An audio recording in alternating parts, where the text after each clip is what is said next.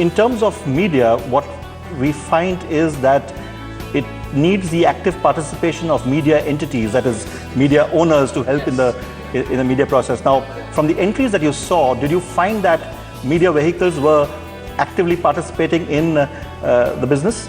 Yeah, I think on some case studies, mainly more in the broadcast area, so there's a lot of good collaboration with TV stations such as Zee or Star or whoever that were collaborating more. However, as an industry as a whole, I think that sometimes there's too much reliance in the media world to hand some of the problems or the reins over to some of the media entities to say, solve this solution. That's never going to happen.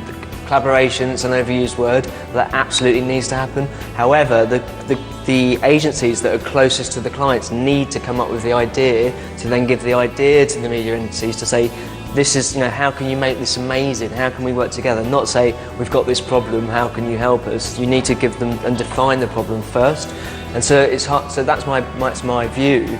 And I'm sure on some of the entries that rose to the top, that must have happened. So in answer to your question, yes, I did see it. It was hard. It's quite hard to pick that out of some of the entries, but it is the way forward. But to work together rather than handing the problem over and keeping them there, they need to bring them in.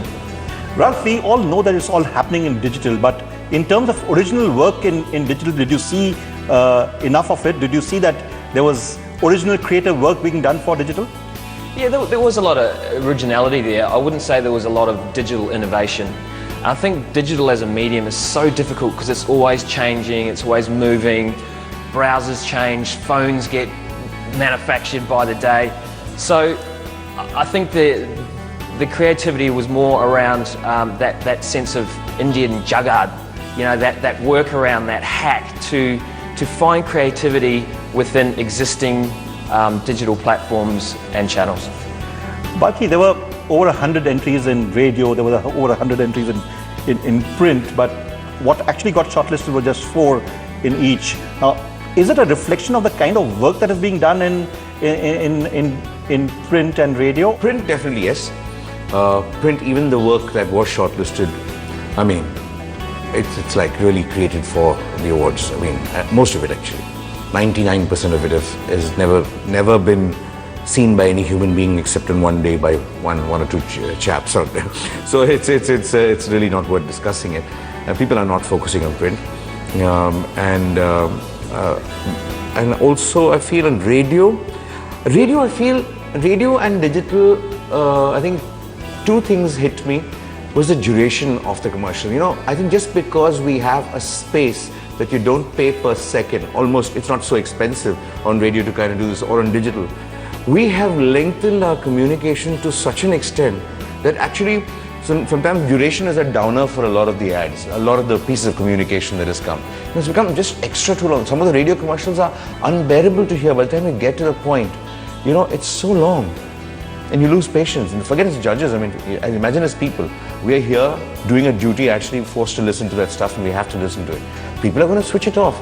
Sometimes they are 90 seconds, sometimes they are 3 minutes, especially some of the long form content is just way too long. But do you think the real reason is that there's not much top creative thinking happening in these media? No, it's not like that. There are cases where when there is a fantastic brand idea, these mediums have been used very effectively to communicate that. But I see a lot of entries, unfortunately, on ideas that are not part of a bigger brand idea, which are almost like standalone radio spots or standalone thing. That's quite pathetic in terms of the creative thinking out there. So where they have been a part of some fabulous ideas overall for the brand, I think some of them are very good. We always come and discuss this question about creativity versus effectiveness, but what, according to you, really matters for an ad? The fact that it is done very well in creative awards, or the fact that it does well for the client?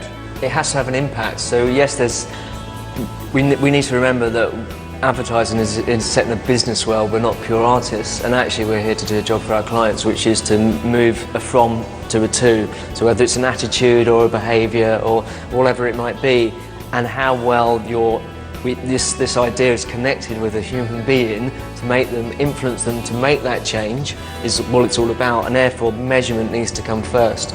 So it's often now these days that if we can't measure it, then How do we know? So the measurement has to be the most important thing in any campaign, and how you put KPIs or you put things in place to make sure you can measure that change. Balki, Low has been doing fantastically well at all the effectiveness awards. So what is your overall view to your team in terms of effectiveness versus creativity? I'm not for the effectiveness awards or for any awards. We as an agency have taken a stance, as you know, that we haven't done any awards for the last 10 years, 12 years, whatever. But if somebody chooses to enter the effectiveness awards, I have no issues because they were not ever seen as part of the awards before. So I think it became a habit. But I have the same point of view as for effectiveness awards also. I believe they're one night of fun, and I don't take them too seriously because the parameters there too are kind of very debatable, and you can't kind of really say what it is. But I think the purpose of creativity is to be effective. I mean, it's very simple. So this whole debate of creativity and effectiveness is very passé today. Ralph, what's your view? You should be focusing on delivering a great solution for your clients first and foremost, and then that impact can be rewarded or awarded down the track at some show. That's as simple as it gets for me. Balki, one last question to you. We were all very surprised that you accepted the invitation to be the jury foreman of these awards. Now, the fact that you've seen these awards and the way the judging is done, would we now see the Mullen Low Interest Group participating in creative awards? No, it won't. I'll tell you why. Not for any other reason. Not because we have some deep rooted social issues with such things. It's not because of that. It's worked for us. You know, when you handed over a particular positioning in a market and it works for you, why would you want to change it? Unless 15 other people kind of appropriate that position and you change your position. It works for us. So it's like any brand, so you just kind of play around with the game. So this kind of a game has worked for us. It's as simple as that. Thank you very much to be part of Brand Friend Conversations. Thank you. Well, I'm sure that after this discussion, we're all the more curious about who will walk away with the medals, or elephants as they're called at this year's Curious Creative Awards. But don't worry, we'll keep you all posted about that as well. Moving on, let's check the newly released campaigns of the week. This lovely anarkali, my favorite jeans, ye sare gifts. Sab Myntra pe.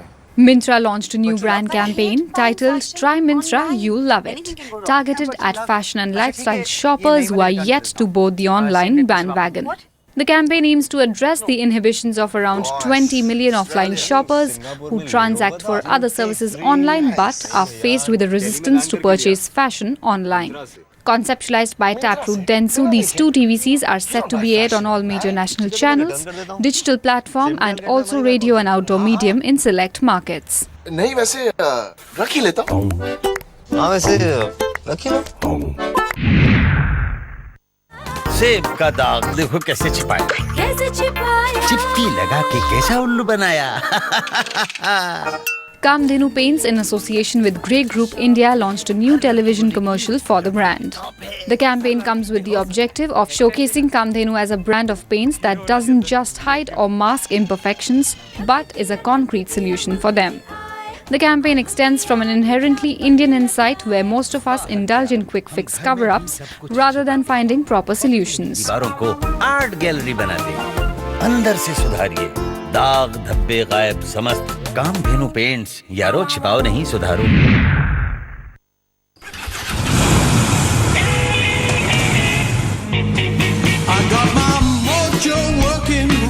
Mahindra Mojo, the flagship motorcycle from Mahindra Two-Wheelers Limited, debuted on social media with a brand new advertising campaign titled #BornForTheRoad, which promotes the touring ethos of the Mojo while capturing the essence of the perfect road trip.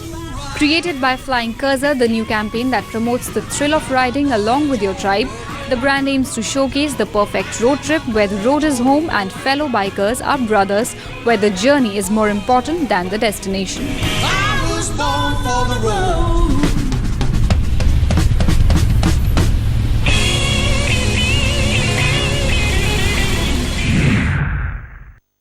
India के हर घर में match का tension है. India के हर घर में जोश. As cricket frenzy catches the nation by storm, Housejoy, a leading home services provider, released a video titled #She'sTheFan. India के हर मैच में लड़कियां क्यों मिसिंग हैं? That shows both men and women watching the sport. अब India के हर घर की लड़की देखेगी क्रिकेट अपने तरीके से। The difference is that this campaign shows women enjoying cricket in their own style. Conceptualized by Centre Stage, the ad showcases women enjoying beauty services at their home while watching cricket. जिंदगी की छोटी खुशियों के लिए। That's all we have this week, and like always, the Brandstand team had great fun bringing the show to you. Do mail us your feedback at brandstand@zeemedia.slgroup.com or reach us via Twitter. I'll see you all next week. Goodbye and take care.